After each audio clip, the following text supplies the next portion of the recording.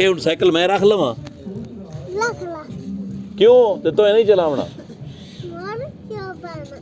चल बह भाई। ये बच्ची को साइकिल देना है तो मैं उस वो बच्ची को ना, वो जो छोटी बच्ची है, इसकी माँ जो डाइवोर्स है और नानी बेवा खातून है। क्या हाल है? ठीक हो? फरमाइश करें दी है मेरी बर्थडे पे ले आवनी है साइकिल। ला मैं पहले सलाम दे, पहले सलाम लो। अस्सलामु अलैकुम। ये हुण साइकिल मैं रख लवां?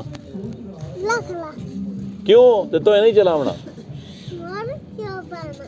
चल बह भाई। चल ऐस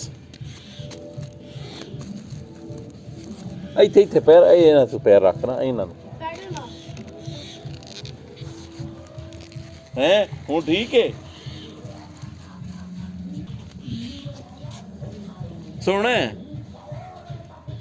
ਸੋਹਣਾ ਕਿਹੜਾ ਕੋੜਾ ਹੈ थैंक यू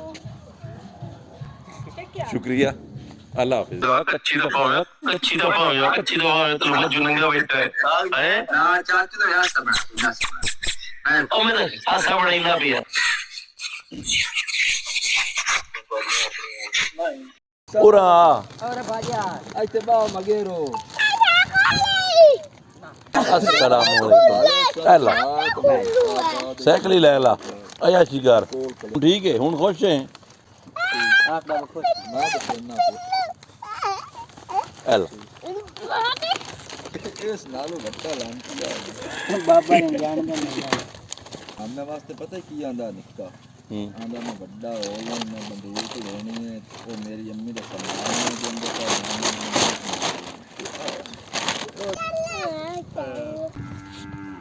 मस्त अंदर आ चल आई दे बो मगर बा बो बाबा को नहीं अस्तगफिरुल्लाह मगर और बना जाम चला गया उठ